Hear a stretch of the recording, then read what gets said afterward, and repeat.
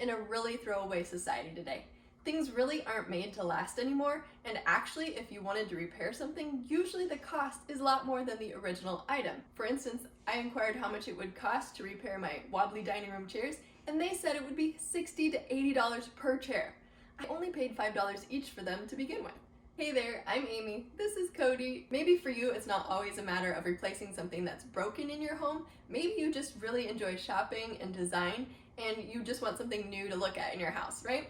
Well, today I'm going to show you how I'm going to transform 2 pieces of furniture in my home so that I'm keeping them out of the landfill and also giving myself something new to look at. Alright, first I'm going to show you the damage that would normally cause the average person to put these items on the curb. Right here we have, I think it was a $30 or $40 storage ottoman. We keep our guest blow-up mattresses in here.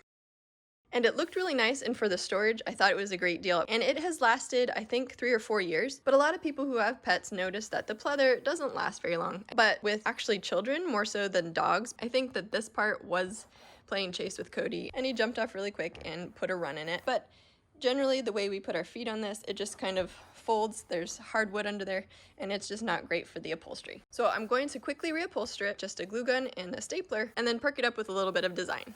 There's nothing really wrong with the outside. I mean, maybe right here I could make these little white spots disappear just using a Sharpie on it, but otherwise, really the damage is only at the top. So it would be a shame to just toss this out just because of some cosmetic damage. And over here, this thing used to be completely covered in pleather, and it held up really well. I actually got it secondhand. It's also a storage ottoman, but a kid had impulse control issues and just jabbed something into the pleather, so I just tore it off. And I actually don't mind this denim look, so I'm gonna try to repair this part of it and then maybe do a little bit of printing over it. My hot glue gun is heated up. I have something to manipulate the fabric with, just to keep from burning myself as I join the 2 sides together with hot glue. My hot glue gun is still a little bit furry from the last time that I used it. If you didn't watch that video, it was my curbside find trash to treasure video. And I'm just gonna try to place the glue inside without getting it too much over the exterior. And, oops, I did get on the exterior. And down because it is ripping out a little bit down there. Oh no, this is going disastrously. Alright, so I wouldn't want to leave it just like that. It's not the most aesthetically pleasing, but at least it's not going to rip out further. Now that I've got my less than beautiful repair job done, I'm going to jazz it up with some paint. I've painted on fabric with you before, so you know that I always use textile medium with my acrylic paints. And I've got just some dark blue and some black in here to kind of coordinate with all of the blue in my living room. And for another project, I have ordered some floral stencils, and I'm gonna choose one. I think that this one's really nice. And Cody, can you be done now?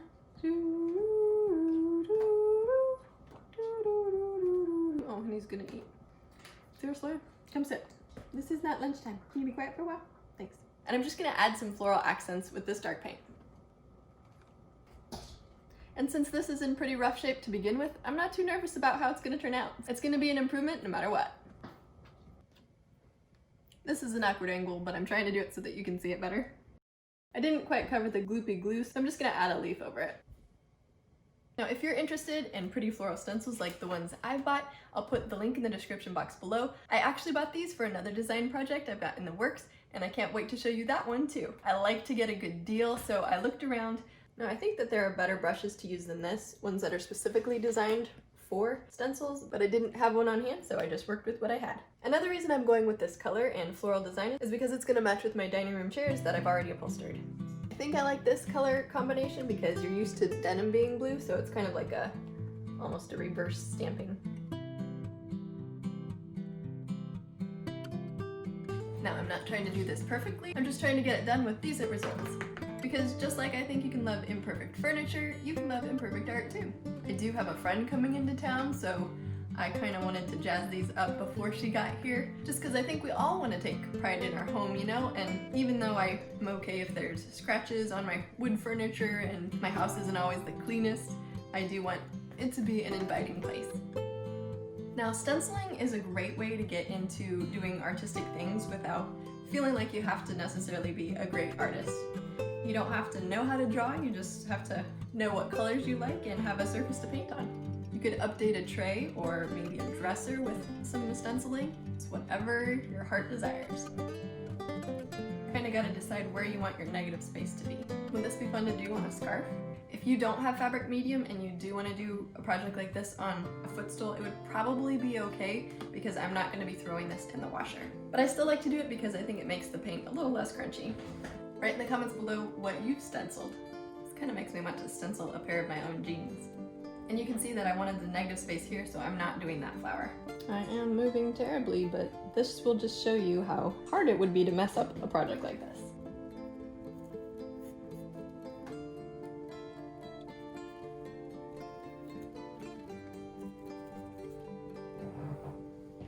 Alright, so as long as nobody sits on this, you hear that, Cody? I think I can safely set this back where it belongs. And I love how it ties in with my other stuff. Now, if you happen to watch my son's tiny room makeover video, you saw that I purchased extra long curtains and hemmed them myself to save money. I ended up with some extra fabric, and that's what I'm going to use to recover this today. I ran it through the dryer just to get out some of the wrinkles, and now I'm going to staple it on. And it's got enough on the edges that I think it'll be just right to be able to wrap around here. But it has a little bit too much extra length, so I'm just going to hold it under and find center, then start stapling it on. Cody, I'm sorry, buddy. I just got back from PT and I'm a little too fatigued to use my big 1/2-inch staple gun, so I am downsizing to my 5/16 one. It's easier for me to do with one hand. Doesn't mean you like it any better, huh, Code?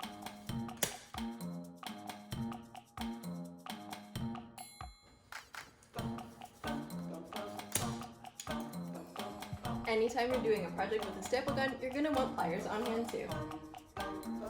Sometimes they just don't go in right. There we go.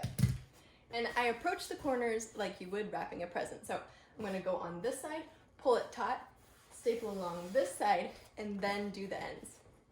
Hey, I'm working. Can you get down? I know, it's scary, huh? Now there's quite a bit of excess. I don't need that much. I really only need about 1.5 inches extra, so I'm going to trim off this part. Okay, I'm going to flip it up again.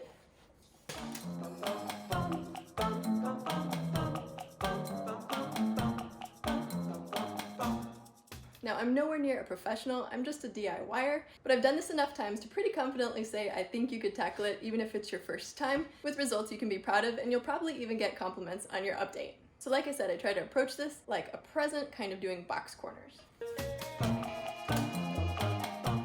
I like the somewhat metallic sheen to this. Doesn't look too shabby, does it?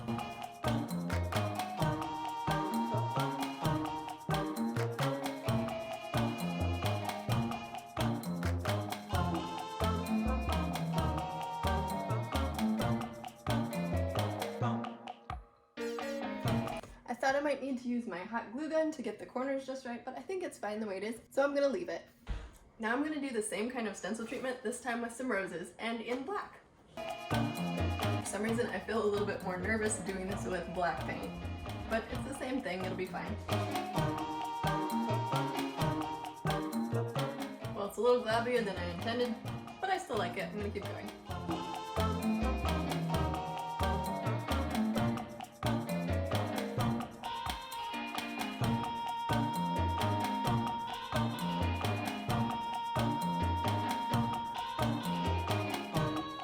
Well, I think I'm happy with my 2 repaired and redesigned pieces of furniture.